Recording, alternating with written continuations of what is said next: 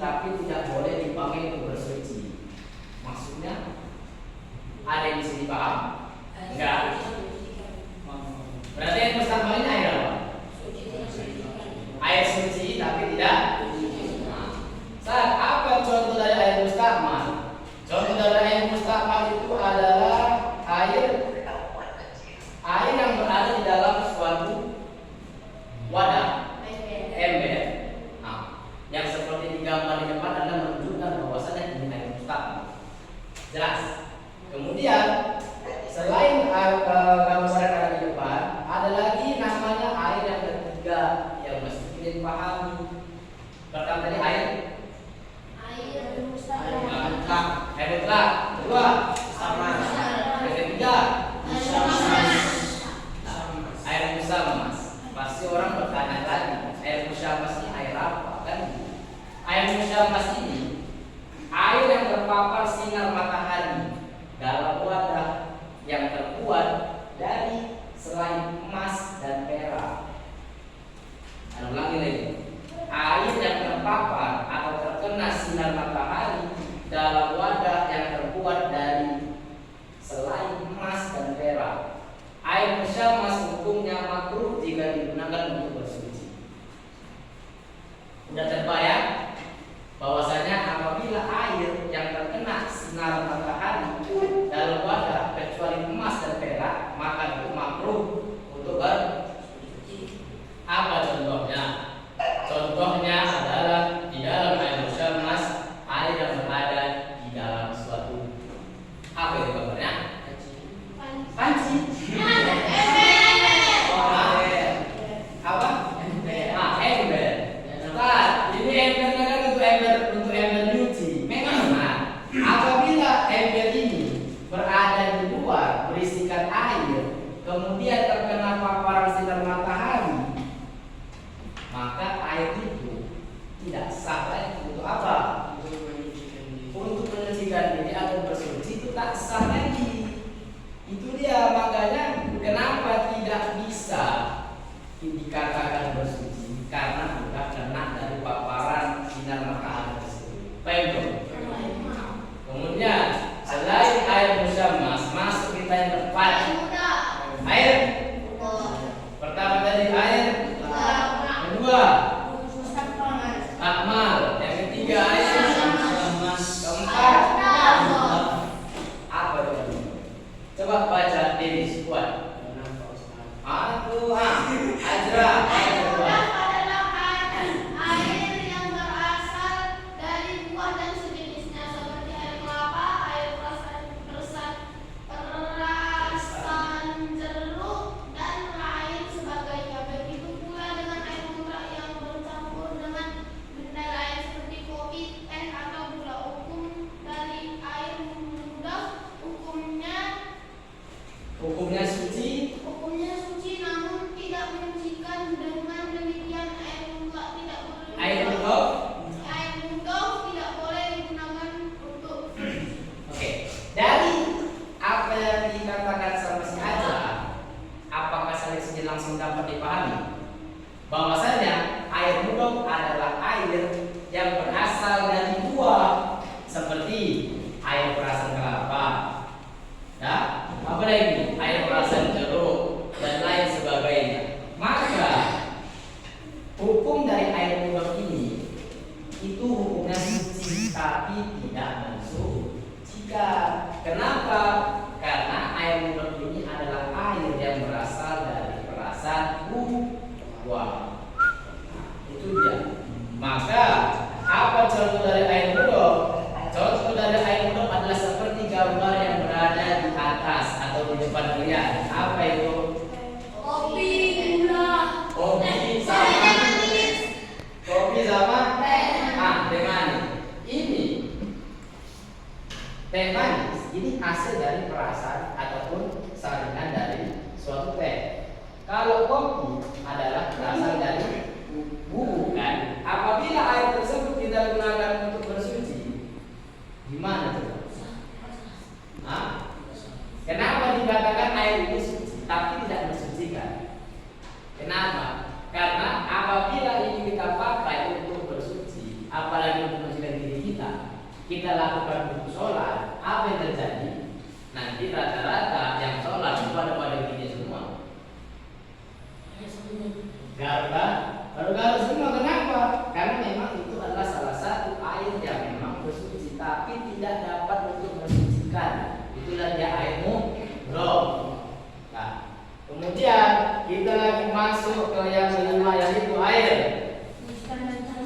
Mustanajis apa itu? Merupakan air mutlak yang terkena najis, karenanya air tersebut tidak dapat digunakan bersuci jika sudah berubah sifatnya, ya, baik dari segi bau, warna, dan rasanya. Maka hukumnya apabila salah satu dari ketiga sifat tersebut tidak berubah, para ulama sepakat bahwa jenis air tersebut tidak dapat digunakan untuk bersuci, dan itu tidak dapat lagi kita pakai untuk mensucikan diri, juga bisa. Kenapa? Karena apabila ada air yang terkena najis dan tiga sifat ini ada semua, apa tiga sifatnya?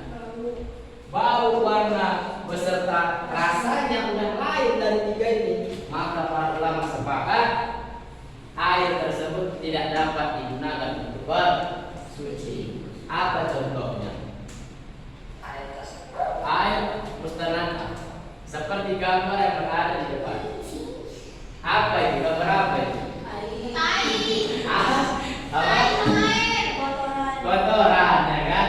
Nah, ini kan adalah salah satu gambar ilustrasi bak mandi, ya kan?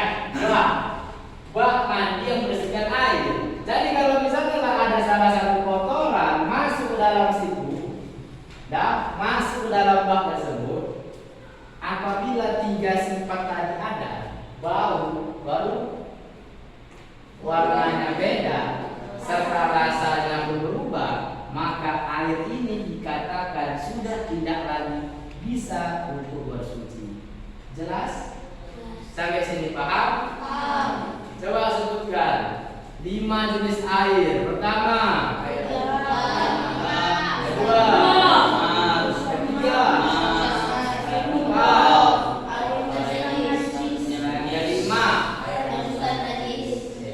lima. Jadi mengenai tentang 5 jenis air, kita pasti kalian tadi sudah mendengarkan, kalian tadi juga sudah tahu semuanya, maka akan ada pertanyaan mengenai 5 jenis air dan hukumnya. Oke, coba Denis. Air mutlak tadi air yang bersuci kan? Suci. Coba sebutkan salah satu contoh dari air mutlak. Air hujan, yang kedua air sungai.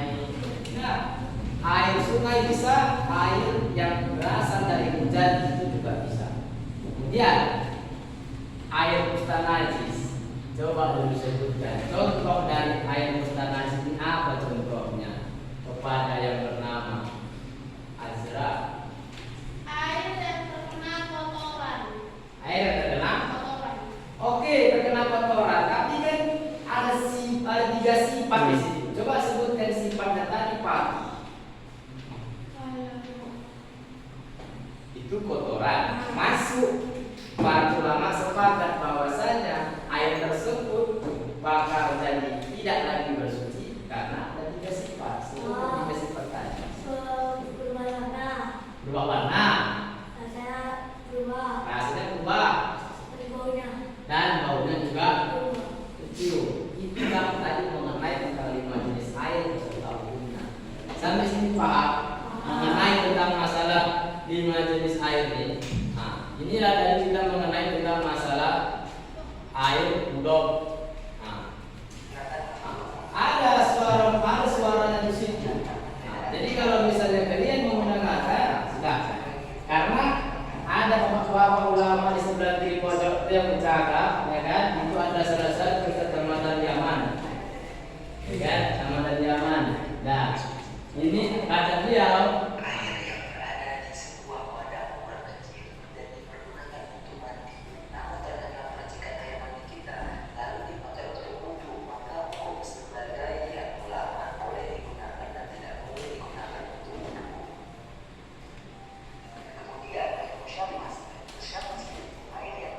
Ya.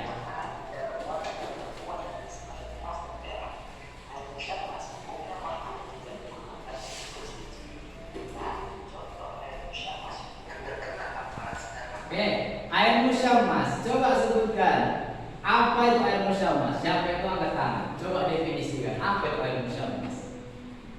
Siapa yang berani menjelaskan apa itu air musyammas? Contohnya saya kasih tahu tuh. Oke, Arti, apa itu air musyammas? Berdiri. Apa itu air musyammas? Air musyammas adalah air yang terkena matahari. Apabila air tersebut terkena paparan sinar matahari, Hukumnya kenapa dia dikatakan makruh? Karena wadahnya selain daripada emas dan perak. Oke. Kemudian kita dengarkan lagi.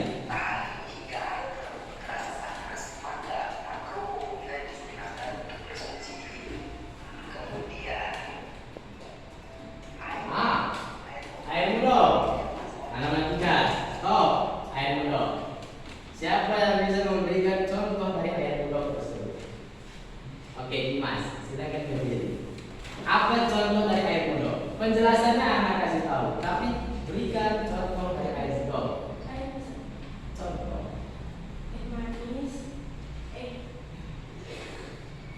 Iya, nggak apa-apa. Salah itu kan nggak apa-apa, baca, sebutkan. Teh manis dan oke, itu siapa yang bisa menemukan kenapa alasannya itu kok tidak dibolehkan bersuci? Kenapa? Ada yang lagi jawab?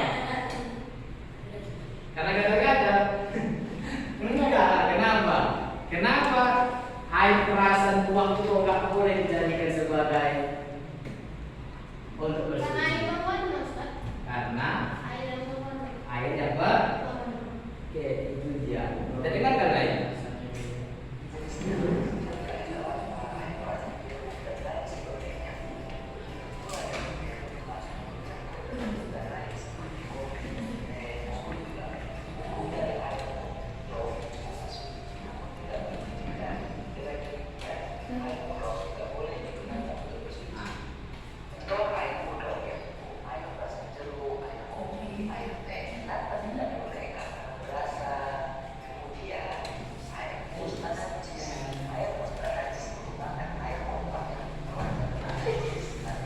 Oke, air kerja.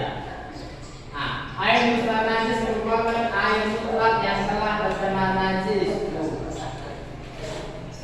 Apa contoh air mutlak najis ini?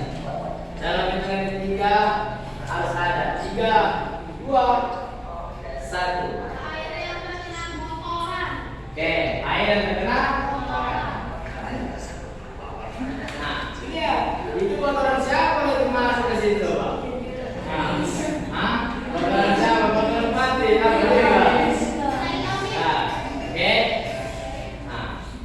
Dari pembelajaran ini tentang masalah 5 jenis air dan hukumnya, kita telah selesai membahas masalah 5 jenis air dan hukumnya.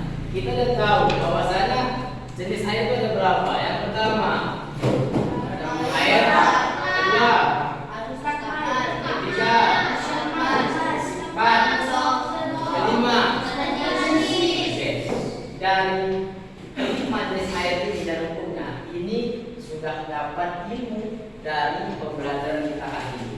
Jadi, saya harapkan apabila kalian itu sudah tahu apa-apa saja 5 jenis air beserta hukumnya, maka silahkan nanti ketika pulang atau berpulang kampung liburan, santri dan santriwati sekalian, apabila ada teman yang tak tahu mengenai akan hal ini, bisa dikasih tahu. Jelas? Maka pembelajaran kita sudah berakhir. Kita akhiri dengan nahtatul hamdalah. Kami ucapkan terima kasih banyak kepada kalian semua. Berikan aplaus untuk diri kita masing-masing. Kemudian ada salah satu motivasi dari para ulama timur mengatakan apa? Sebesar keinsyafarmu, maka sebesar itulah keberuntunganmu. Pahami motivasi yang memberikan. Sebutkan, sebesar itu keinsyafarmu, maka sebesar itulah keberuntungan.